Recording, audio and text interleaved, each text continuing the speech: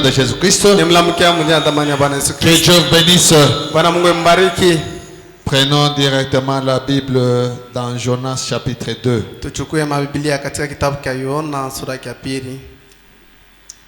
Nous allons lire les 3 premiers versets.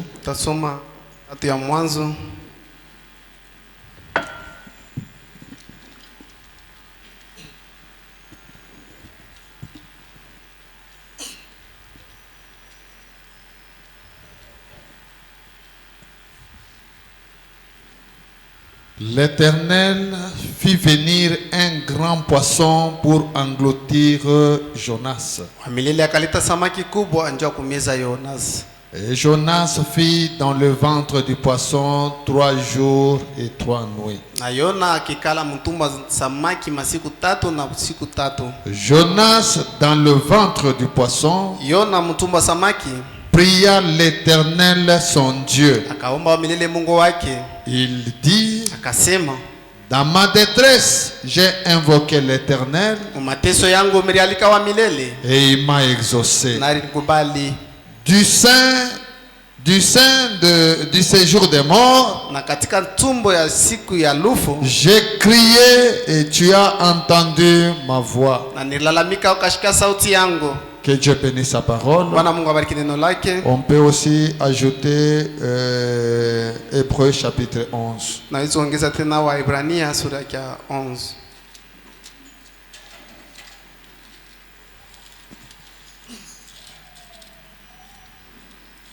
Hébreux chapitre 11, on commence par le premier verset.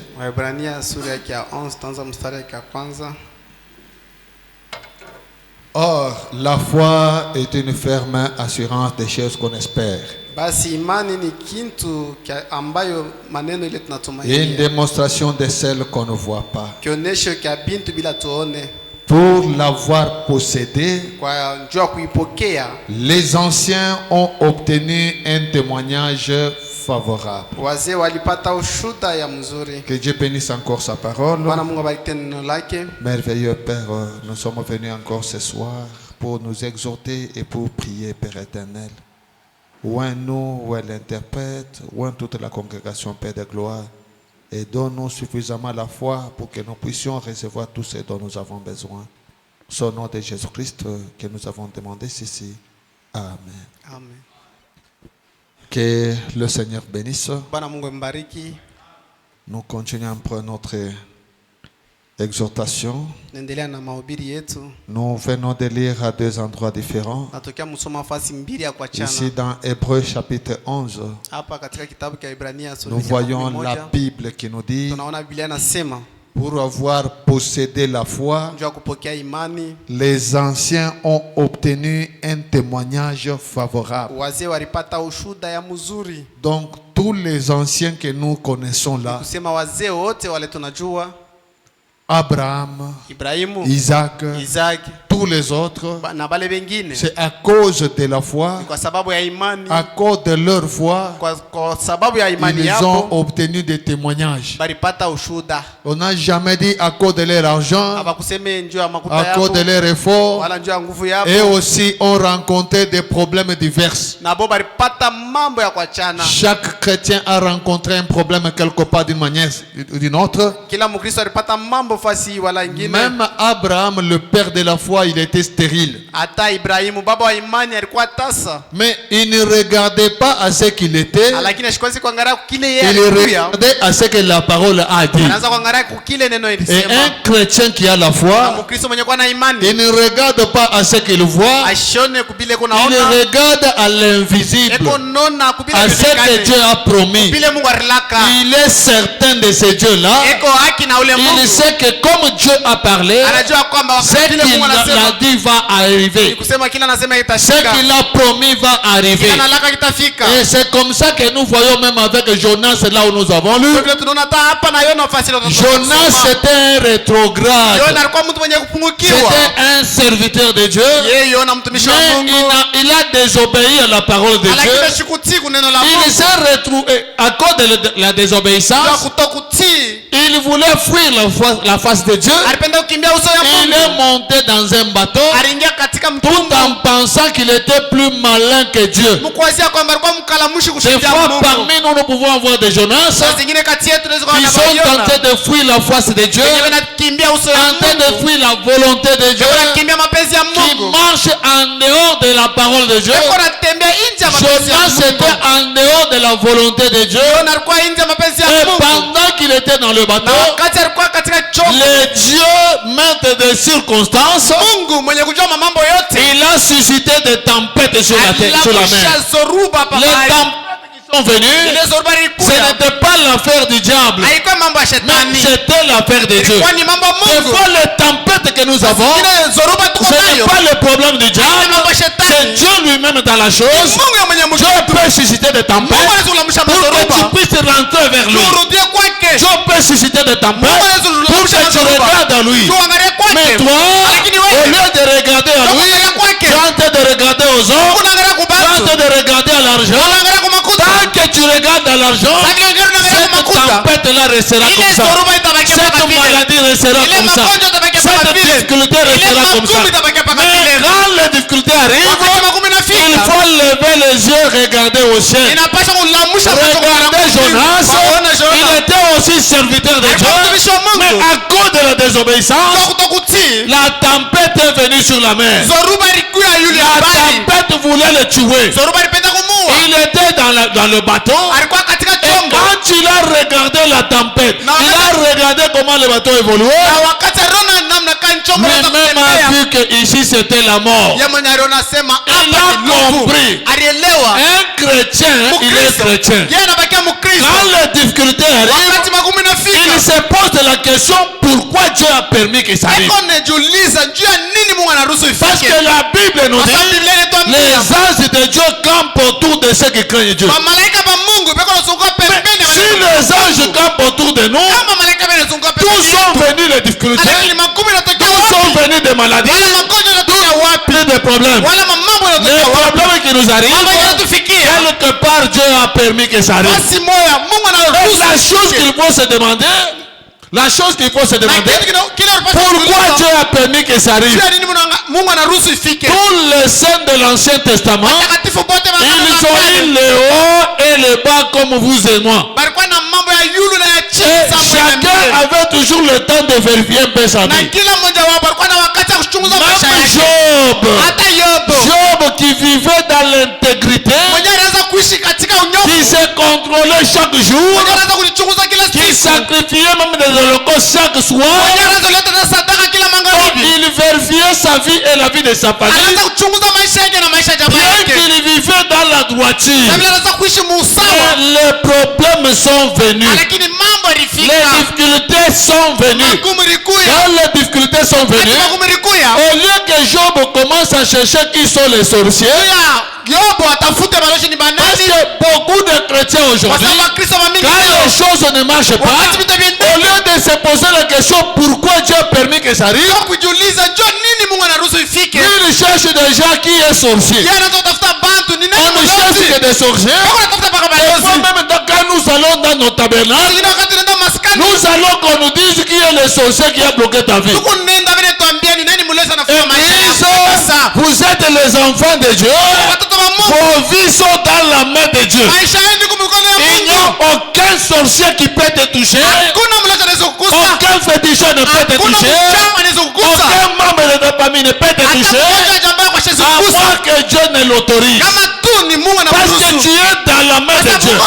Et quand un problème arrive, au lieu de chercher le sorcier, pose-toi la question pourquoi Dieu a permis que ça arrive.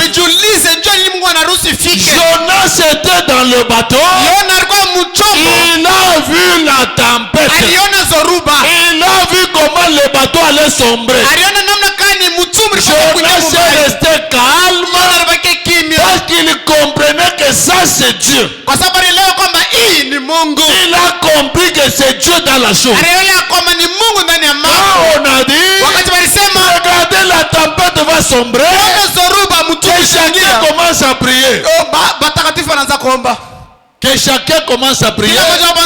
Jonas a compris. Et Jonas savait que Dieu n'exauce pas la prière d'un pécheur. Il s'est dit, ça ne sert à rien de prier. Je suis en dehors de la parole de Dieu. Pour que Dieu exauce ma prière, il faut que j'implore sa grâce. Église, pour que Dieu exauce notre prière, recherchons d'abord sa face. D'ailleurs, la Bible dit ceci. La Bible dit ceci. Dans 2 Chroniques. Dans 2 Chroniques. Cherchons d'abord ça. La Bible dit ceci.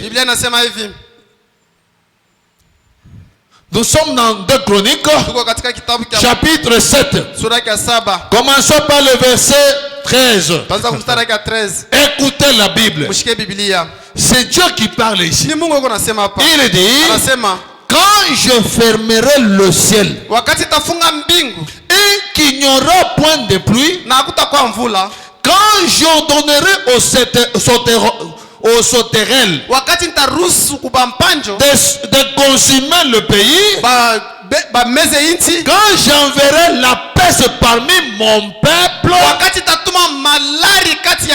c'est lui qui envoie la peste, ce n'est pas le diable.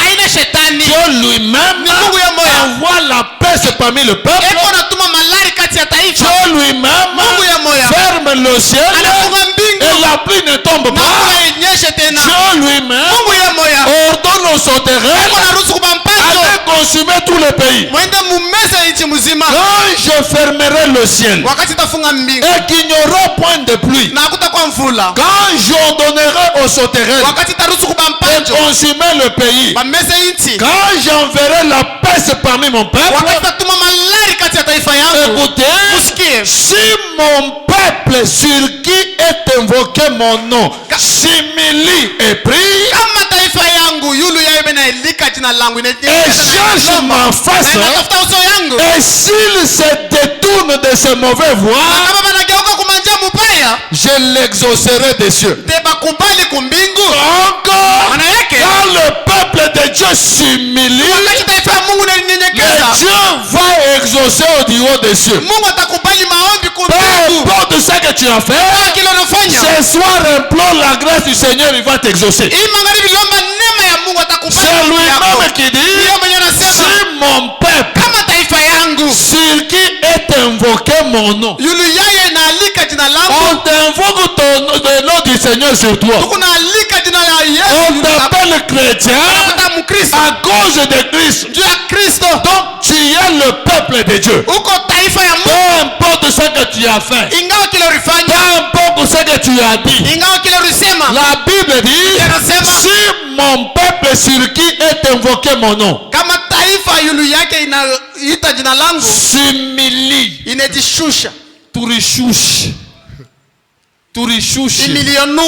s'humilie, prie et cherche ma face. Ce soir nous sommes venus chercher sa face. Et cherche ma face. Et s'il se détourne de ses mauvaises voies, Dieu dit, je l'exaucerai des cieux, je lui pardonnerai son péché et je guérirai son pays. Mes yeux seront ouverts désormais. Des fois, le problème que nous avons, Dieu a fermé ses yeux. Si nous nous humilions, nous revenons vers lui, ses yeux resteront ouverts sur nous. Les yeux seront ouverts désormais. Et mes oreilles seront attentives à la prière faite en ce lieu. Le problème, c'est s'humilier, rentrer vers ce Dieu-là. Je suis seulement ton fils. Le mal, j'ai déjà fait le mal. Mais j'implore ta grâce. Je m'humilie, Seigneur. J'implore ta grâce. Pardonne-moi. Je suis ton fils. Les gens vont se moquer de moi. Si tu t'humilies ainsi, je dis, j'exaucerai tes prières du haut des cieux. Que ce soit. Et les dieux d'Abraham exaucent nos prières. Peu importe ce que nous avons fait, qu'il nous pardonne, qu'il exauce nos prières. Regardez Jonas, il avait mal fait. Et quand on a dit, Jonas, c'est maintenant la réunion de prière. La réunion de prière, parce que le bateau va sombrer. Jonas est resté calme. Il n'a rien fait. Il savait qu'une prière sans repentance, c'est une prière qui ne sera pas exaucée. Quand le capitaine est venu, il trouve Jonas qui ne prie pas. Mais Jonas, nous avons dit que nous allons mourir. Tu raisonnes comment? Dis que chacun puisse prier. Jonas dit, tout ce qui arrive ici, c'est mon Dieu. Et moi je suis responsable. Ah bon? Les choses ne marchent pas à cause de toi. Oui, oui. Mais maintenant, tu me donnes quel conseil? On fait quoi? Il n'y a pas une autre solution. Liez-moi. Jetez-moi dans l'eau. C'est fini. Vous verrez que le bateau va rentrer normal. Au lieu que vous puissiez, vous les innocents, mourir, et moi je puis seulement mourir. Et Jonas s'est livré comme ça. Et le capitaine a pris la corde. Église, ce ne sont pas les histoires, c'est la réalité. Il a pris la corde, on l'a lié. Les pieds et la main. Et on l'a jeté dans l'eau. En le jetant dans l'eau, un gros poisson a trouvé la nourriture. Et il a avalé Jonas. Quand Jonas est entré dans le ventre, Jonas a senti qu'il respirait encore. Mais il était dans le ventre. Donc d'ici là c'était la mort. Église, même la Bible dit, quand un homme respire encore, il y a de l'espoir. Comme tu respires, il y a de l'espoir. Ne peux pas penser que tout est fini. Non, tu respires encore. Et comme tu respires, il y a encore de l'espoir. Jonas a compris qu'il respirait. Et comme il respirait, il y avait de l'espoir. Bien qu'il était dans le ventre. Regardez, il était dans le bateau. Au lieu de se repentir, il a vu comme c'était des blagues. Mais quand il s'est retrouvé dans le ventre, il a compris maintenant que c'est la mort. Si Dieu n'intervient pas, c'est la mort. Église, des fois pour ton cas, il faut que Dieu intervienne. Église, c'est pour ton cas, il faut que Dieu intervienne. C'est 3 jours de prière. Prie comme Jonas. Le Dieu de Jonas va intervenir. Jonas ne pouvait plus compter sur la prière du pasteur. Il ne pouvait plus compter sur la prière de l'église. Il a compris, je suis déjà dans le ventre. Dans cette condition, il n'y a que Dieu qui peut intervenir. Ma grâce est que je respire encore. Abraham dit, Jonas dans le ventre du poisson, il s'est souvenu de la prière de Salomon. Il dit non, non. Salomon, mon prophète, il avait fait l'alliance avec Dieu. Il avait demandé à Dieu, si mon peuple est dans des difficultés quelque part, et qu'il regarde à ce temple. Toi, du haut des cieux, exauce. Dieu est descendu sous la forme de la colonne de feu et a confirmé que la chose restera comme ça. Maintenant, Jonas dans le ventre du poisson, il s'est souvenu de ça. Il a trouvé que c'était la seule occasion qu'il avait. Jonas n'a pas regardé son état. Jonas a regardé à l'invisible. Ce soir, ne regarde pas à ton état, regarde à l'invisible. Église, Jonas s'était référé à la prière de Salomon. Et quand Branham est venu, il a prêché. Il y a ici plus que Salomon. Et notre Salomon, il a aussi prié pour chacun de nous. Il avait aussi signé l'alliance avec Dieu. Il a prié à Dieu que si mon peuple ici n'a pas la foi, toi Dieu utilise ma foi. Église, Jonas s'est référé à Salomon. Salomon est mort rétrograde. Frère Branham, la prière ne meurt jamais. La prière ne pourrit jamais.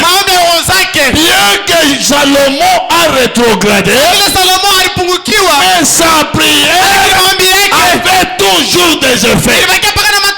Son alliance avec Dieu avait toujours des effets.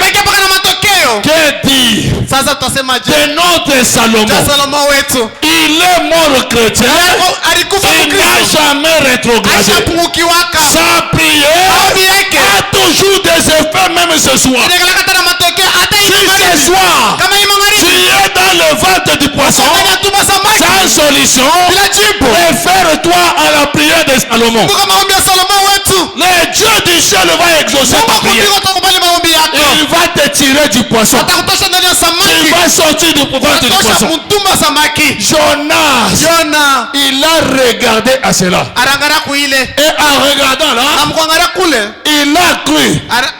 Écoutez frère Branham, il dit ceci dans la prédication, l'expectative. Prêcher le 10 août 50. Commençons par paragraphe 27. Deuxième paragraphe 27. Frère Branham nous parle de Jonas. Il dit ceci. Paragraphe 27. Commençons, prenons le partie B. Branham dit. Aujourd'hui, nous croyons en Dieu. Nous exprimons sa parole. Nous disons qu'elle est accomplie avant qu'elle soit accomplie. Car la foi est une ferme assurance des choses qu'on espère. Une démonstration de celles qu'on ne voit pas, celles qu'on ne goûte pas, qu'on ne touche pas, qu'on ne sent pas ou qu'on n'entend pas. Voyez-vous ce que je veux dire? La foi, ce n'est pas ce que tu vois. La foi, c'est ce que tu crois. Jonas ne voyait pas sa délivrance, mais il croyait sa délivrance. Branham continue. D'accord, c'est ça. Attendez-vous à cela. Il dit, et quand vous croyez cela dans votre cœur, vous dans votre cœur, vous le confessez. Branham dit, ne tenez pas compte des symptômes. Église, on est ensemble. Branham dit, ne tenez pas compte des symptômes. Oh, le médecin avait dit, oh, je sens ceci, oh, ma tante avait dit, oh, mon oncle avait dit, ne regardez pas cela. Ne tenez pas compte des symptômes. Branham dit, si vous tenez compte des symptômes, rassurez-vous, vous êtes perdu. Chaque homme qui, à n'importe quel moment, a tenu compte des choses naturelles, a toujours perdu sa victoire. Regardez, vous parlez des symptômes. Et si Jonas, dans le ventre du grand poisson, avait tenu compte des symptômes, la première chose, il était rétrograde. Église, même si tu es rétrograde, ton Dieu vit encore. Il vit. Il écoute. Si mon peuple, sur qui est invoqué mon nom, s'humilie et revient vers moi, je l'exaucerai du haut des cieux. La première chose, Jonas était rétrograde. Puis, il avait les mains et les pieds liés. Ensuite, il avait été jeté par-dessus le navire dans une mer houleuse. Un grand poisson l'avait avalé. Branham dit, chaque fois qu'un poisson avale, il descend au fond. Observez vos poissons rouges. Reposez leur nageoire au fond et se reposer. Et se reposer. Les mers approximativement, beaucoup de basses de profondeur depuis la péninsule, un endroit très profond. Branham a dit, très bien. Disons que c'était 5000 basses de profondeur. Quand le poisson a avalé Jonas, il est descendu en bas là de la mer. Et le Jonas dont nous parlons là, le Jonas dont nous parlons, il avait les pieds liés, les mains liées, et dans le ventre du poisson. Église, frère Branham dit, Dieu ne nous avait pas créé pour se débrouiller. Dieu nous a créé pour dépendre de lui. Si Jonas dans le ventre du poisson pouvait dire que je puisse vous dire un effort pour sortir par la bouche du poisson, même s'il allait sortir par la bouche, il allait mourir en avalant beaucoup d'eau. Donc, il n'avait pas le choix. Rester dans le ventre, c'est mourir. Sortir du ventre, c'est mourir. Donc, tout ce qu'il pouvait faire, c'était la mort. Le seul espoir, c'était regarder au ciel. C'est pourquoi David a dit, je regarde vers la montagne, d'où me viendra le secours. Le secours me vient de l'Éternel qui a fait les cieux et la terre. Église, même notre secours ne viendra que du ciel. Ne compte pas sur un homme, compte sur Dieu. Dieu va obliger les hommes à te soutenir. Ne regarde pas les hommes, mais regarde à Dieu. Dieu peut contraindre même un passant pour te soutenir.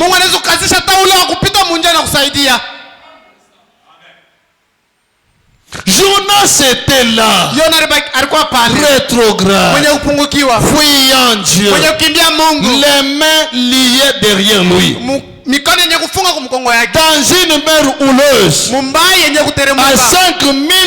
à 5000 basses de profondeur, dans le ventre d'un grand poisson. Branham dit que Jonas regarde de ce côté-ci. Il y avait le ventre du grand poisson. Qu'il regarde de ce côté-là. Il y avait le ventre du grand poisson. Et juste là en haut, il y avait le ventre du grand poisson. Partout où il regardait, il y avait le ventre du grand poisson. Les yeux de Jonas ne voyaient que le grand poisson. Mais la foi de Jonas voyait sa délivrance.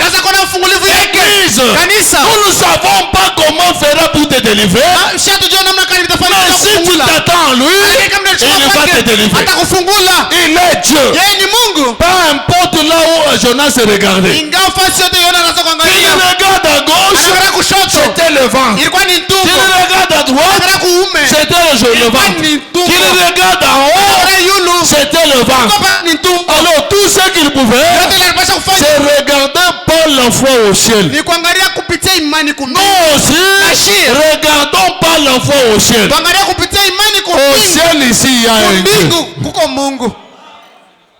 Au ciel, il y a un Dieu. Et ce Dieu-là, c'est un Dieu paradoxal. Ce n'est pas un Dieu qui a voyagé. Il est là. Et même ce soir, il est là. Il a dit lui-même, on donne à celui qui demande. Et ce soir, nous allons lui demander. Et je crois qu'il va nous le donner. Branham continue. Juste là en haut, il y avait le ventre du grand poisson. Partout où il regardait, il y avait le ventre du grand poisson. Vous parlez des symptômes. Il avait beaucoup de symptômes autour de lui. Mais Jonas a dit, ce sont des vanités mensongères. Donc, tout ce que nous voyons là, ce sont des vanités mensongères. Même ce que le médecin t'a dit, c'est de la vanité mensongère. Nous croyons que ce que Dieu a dit. Ce que le médecin a dit, il a menti. Ce que l'homme a dit, il a menti. Ce que l'oncle a dit, il a menti. Ce que la tante a dit, il a menti. Ce que le pasteur a dit, il a menti. Mais ce que Dieu dit, il a dit la vérité. Il a dit, par ce meurtrissure, nous sommes déjà guéris. C'est ça la vérité. C'est ça la vérité. Oh, il a dit, ce sont des vanités mensongères. Branham dit, il a dit, je verrai encore ton saint temple, ô Éternel.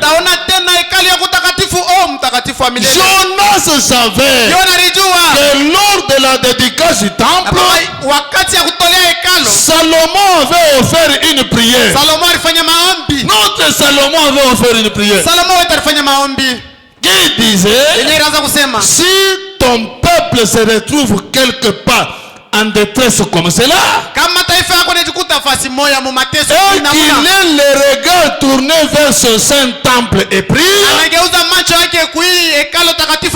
alors exauce du haut des cieux. Ça c'était la prière de Salomon. Mais la prière de notre Salomon est que si ce peuple n'a pas la foi, Seigneur, prends ma foi. Et ce soir, même si tu n'as pas la foi, prends la foi de Salomon, tu auras ce que tu cherches. Il croyait que Dieu avait exaucé la prière de Salomon. Branham dit, si Jonas rétrograde dans le ventre d'un grand poisson à 5000 basses de profondeur, entouré du ventre du grand poisson, pouvait avoir le regard tourné vers un temple naturel sur terre,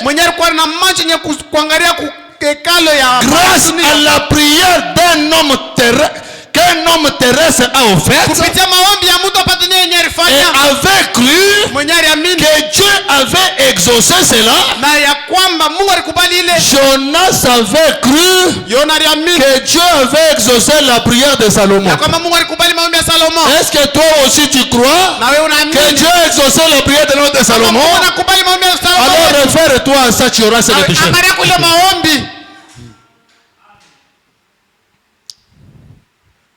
Il avait cru que Dieu avait exaucé cela. Branham dit, à combien plus forte raison vous et moi, en tant que chrétiens, liés par les maladies, devrons-nous tourner les regards vers le ciel où Christ est assis à la droite de Dieu avec son propre sang, intercédant maintenant pour n'importe quoi. Intercédant maintenant pour n'importe quoi. Pour le salut, il intercède. Pour la guérison, il intercède. Pour ta délivrance, il intercède. Intercédant pour n'importe quoi. Branham dit, des symptômes, ce sont des vanités mensongères. Ne les recevez pas. N'ayez rien à faire avec eux. Si vous en tenez compte, vous vous détournerez de Dieu. Nous regardons à l'invisible, non pas à ce que nous voyons. Aucun ne peut regarder à ce qu'il voit et être un chrétien. Un chrétien ne regarde pas ce qu'il voit. Un chrétien, il croit ce qu'il dit. Oh là là! Aucun homme ne peut regarder à ce qu'il voit et être un chrétien. Branham dit, il vous faut croire l'invisible. Si tu as besoin d'un véhicule, ce soir tu dois voir ton véhicule déjà. Si tu as besoin d'un grand capital, regarde à ça déjà. Parce que la Bible dit, si tu demandes quelque chose, ou si tu dis à cette montagne, déplace-toi, tu le verras. Aujourd'hui nous parlons, demain ou après-demain nous verrons. Regardez à l'invisible. Aucun homme ne peut regarder à ce qu'il voit et être un. Il vous faut croire l'invisible, car c'est par la foi que vous êtes guéris, non pas par la vue ou par la sensation. Ne regardez pas ce que vous sentez. Même si tu sens que le ventre te dérange, utilise la foi de Branham. Cette maladie va partir. On ne se réunit pas ici pour en vain, non. C'est la prière là où le diable doit partir. Et toi tu dois regarder à l'invisible. Ne regardez pas aux difficultés. Ne regardez pas ce qui se passe. Écoutez ce que Frère Branham dit dans la prédication, les actes du Saint-Esprit, prêché le 19-12-54, paragraphe 155. Frère Branham dit ceci: Dieu n'a pas promis un lit fleuri d'essence, mais il a promis assez de grâce pour chaque épreuve qui peut vous frapper. Peu importe l'épreuve qui te frappe, ne t'étonne pas, c'est normal. Dieu n'a pas promis un lit fleuri des anges, mais il a promis assez de grâce. Il a promis assez de grâce pour chaque épreuve qui peut vous frapper. Ce soir, nous avons la grâce du Seigneur contre chaque épreuve, contre chaque maladie, contre chaque difficulté. D'ailleurs, lui-même, il a envoyé Branham pour nous bénir. Écoutez, d'ailleurs, Frère Branham dit ceci. Nous sommes dans la prédication. Tenez-vous tranquille. Prêchez le 29 juin 57. Paragraphe 13. Deuxième partie, Frère Branham dit: certaines des plus grandes expériences que j'ai eues donc avec Dieu, c'est quand je me retrouvais dans une situation où il m'était impossible de surmonter, passer par-dessus, ou passer par-dessous, ou de contourner, où je n'avais qu'à me tenir simplement tranquille. Dieu fait il a une voix d'une façon ou d'une autre. Il n'a pas encore failli et il ne faillira jamais. Faillir. Donc même ce soir, Dieu ne peut pas faillir. Frère Branham dit, la plupart des grandes expériences qu'il a eues avec Dieu, c'est quand il s'est retrouvé dans une situation où il n'y avait pas de solution. Si aujourd'hui dans le monde on parle de Jonas, c'est parce que Jonas s'est retrouvé dans une situation sans solution. Et le Dieu des solutions est descendu avec la solution. Jonas ne savait pas ce que Dieu fera. Comment Dieu le fera? Ça, ce n'était pas le problème de Jonas. Mais pour Jonas, Dieu a exaucé la prière de Salomon.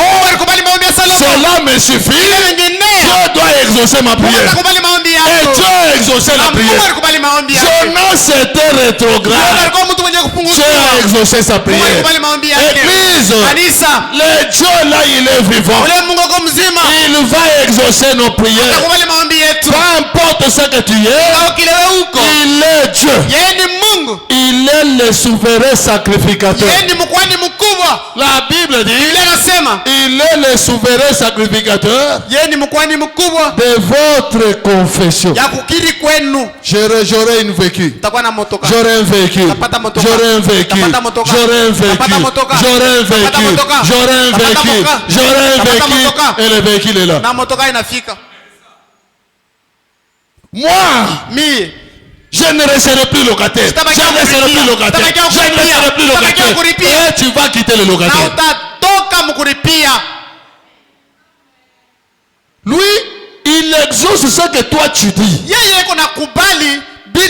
C'est pourquoi je vous ai toujours dit, ne dites pas que non, notre quoi pour accompagner Bantu. Nous sommes venus pour accompagner les gens. C'est ça, ces gens-là que nous sommes venus accompagner. Pour eux ça marche, mais pour nous ça ne marche pas. Si toi tu confesses qu'il y a bien des cas qui habitent Ndeka, il est Dieu. Tu dois le croire et confesser ce que toi tu crois. Ne confesse pas ce que les gens disent. Confesse ce que toi tu crois. C'est ce que tu dois confesser. C'est pourquoi j'ai toujours confessé ici. Moi au ciel, quoi qu'il arrive, j'entrerai. Peu importe ce que les gens diront, peu importe combien le diable va se fâcher, mais pour le ciel, je dois entrer. Et j'aime que mes enfants, quoi croyez des choses de cette manière, pour que dans le ciel de Branham, je sois là avec tous mes enfants. C'est pourquoi je n'apporte pas un évangile à vous faire peur, à vous montrer tout le temps l'enfer. Non, moi je ne viens pas vous montrer l'enfer. Ma mission, ce n'est pas de vous montrer l'enfer, mais ma mission, c'est de vous montrer le ciel. Et de vous montrer qu'au ciel, nous n'irons pas à cause de nos œuvres. Au ciel, c'est la foi. Tout c'est par la foi. Église, tout c'est par la foi. Vous savez qu'Abraham avait menti. Abraham avait menti. Vous pensez qu'il est en enfer? Il est au ciel. Le ciel, c'est le problème de la foi. La guérison, c'est un problème de la foi. Le Saint-Esprit, c'est un problème de la foi. Même les jeeps, c'est un problème de la foi. Église, croyez que vous serez John Charity ici. Et vous le serez. Continuez à confesser cela. Frère Branham dit, un jour, un homme était venu voir Frère Branham. Il était aveugle. On a prié pour lui. On lui a dit, tu es guéri. Il est rentré. Il continue toujours à être aveugle. Je vous donne des jeeps. Tu rentres toujours piéton. Toujours avec petite. Mais moi je vous donne des jeeps. Et quand il est rentré, il continue toujours, il ne voit toujours pas. Il est venu vers Frère Branham. Il est encore pour moi. Frère Branham dit, mais je t'avais dit que tu es déjà guéri. Mais tu m'as donné la jeep. Mais même la moto il n'arrive pas. Branham dit, rentre. Quand tu rentres là, commence à confesser. Et la chose va arriver. Cette personne est partie.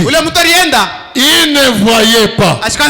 Mais il confessait qu'il voyait. Et Branham dit, il vendait des journaux. Partout il passe. Il criait, édition spéciale. Édition spéciale. Je commence à voir. Édition spéciale. Dieu m'a guéri. Je commence à voir. Édition spéciale. Dieu m'a guéri. Je commence à voir. C'est pourquoi nous confessons. Nous allons construire le temple ici. Même avec deux personnes, on va construire. Même deux personnes, nous allons construire. Pour construire, c'est un acquis. Nous allons construire. Cet homme a continué à confesser jusqu'à ce qu'un jour, il entre dans le salon de coiffure. Les gens ont commencé à se moquer de lui. On a seulement ça le membre qui dit. Toi, tu parles beaucoup les choses de Jeep. Regarde qu'il a toqué chaque pays. Regarde d'abord ton gilet là est allé à côté. Où est ton Jeep? On a commencé à se moquer de lui. Tu confesses toujours que tu es guéri. Tu confesses toujours que tu es guéri. J'ai appris que tu étais parti voir cet homme-là. Oui, oui. Semble-t-il qu'il a prié pour toi, tu commences à voir. Il dit oui, oui. Il a prié pour moi. Je commence à voir. Et les yeux se sont ouverts. Église, il ne savait pas ça va arriver comment. Mais il a cru dans ce que Branham a dit. Toi aussi, toi dans ce que Branham a dit, tu auras tout ce que tu veux et confesse-le. Confesse-le. Écoutez Frère Branham. Il dit ceci dans la prédication. Jéhovah Jireh. Prêchons le 9 décembre 56. Paragraphe 19. Je me connais pour son lire ensemble là-bas. Branham dit ceci. Et maintenant, Nous le voyons assis à la droite de Dieu. Nous le voyons. Nous voyons qui? Jésus-Christ. Assis à la droite de Dieu. Maintenant, nous le voyons assis à la droite de Dieu, intercédant sur base de notre confession. Église, on est ensemble. Sur base de notre confession. Ou c'est le même mot qui est rendu par confession. Branham dit. Et peu importe combien vous priez. Vous êtes venu prier. Branham dit peu importe vos prières. Peu importe combien vous priez, combien vous criez, vous agonisez, ce que vous faites, cela ne sera jamais accepté. Donc même vos prières que vous priez ne seront pas exaucées. Continuons.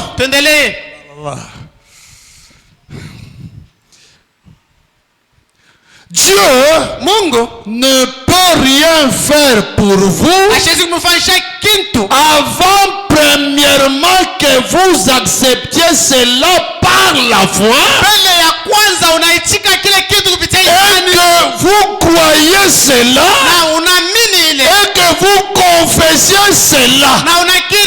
Voyez-vous? Donc vous devez croire la chose, vous devez aussi la confesser. Ne parlez pas pour parler. Ne multipliez pas de vaines paroles. Vous devez parler et les confesser. Branham continue. C'est l'unique moyen. L'unique moyen par lequel Dieu peut agir maintenant. C'est que vous agissiez premièrement, car il est le souverain sacrificateur qui intercède sur base de votre confession, de votre foi, dans l'œuvre qu'il a achevée. Jésus-Christ est mort pour votre guérison. La maladie n'a pas de place dans ton corps. La maladie s'est trompée d'adresse. Ce soir, ta maladie, tu t'es trompé d'adresse. Quitte mon corps. Quitte mon corps. Va dans le lieu sacré. Les dividendes n'ont plus de place. S'ils sont venus dans ta famille, s'ils sont venus dans tes affaires, ce soir, chasse-les au nom de Jésus et ils vont partir. Et en les chassant, commence à confesser ce que tu crois. Ne confesse pas ce que tu vois. Ne confesse ce que tu crois. Ce que tu vois là, ce sont des vanités mensongères. Confesse ce que tu vois. Oh là là. Lisons juste une dernière écriture et on va prier. Écoutez ce que le frère Branham dit. C'est vraiment bien. Branham dit ceci. Nous sommes dans la prédication. La voie à laquelle Dieu a pourvu. Prêché le 1er décembre 53. Paragraphe 95. On commence juste au milieu ici. Frère Branham dit ceci. Je pense que vous croyez frère Branham. Écoutez attentivement ce qu'il dit. C'est ce qui va nous introduire dans la prière. Branham dit: chacun de vous est absolument guéri maintenant même. Au nom de Jésus-Christ, si vous acceptez cela et que vous vous tenez debout, tu vois, hein? toujours distrait. C'est frère Branham qui parle. Je joue la bande. Il a la condition pour être guéri.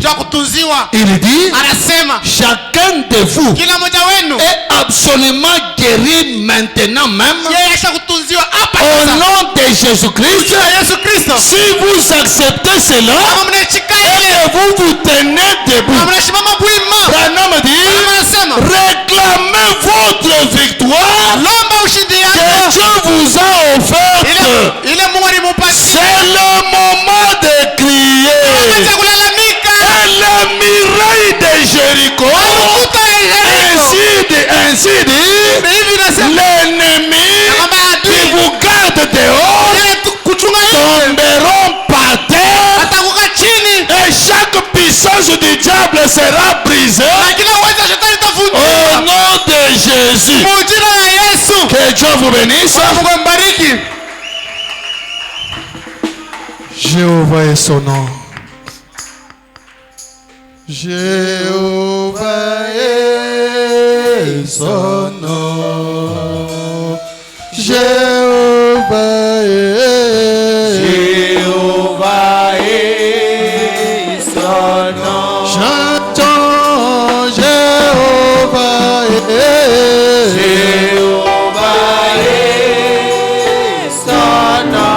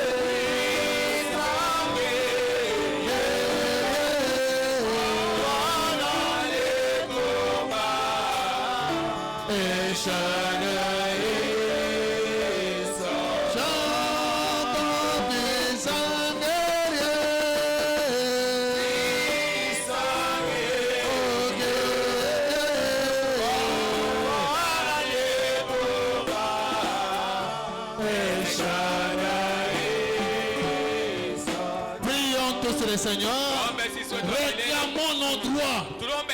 Ne regardez pas.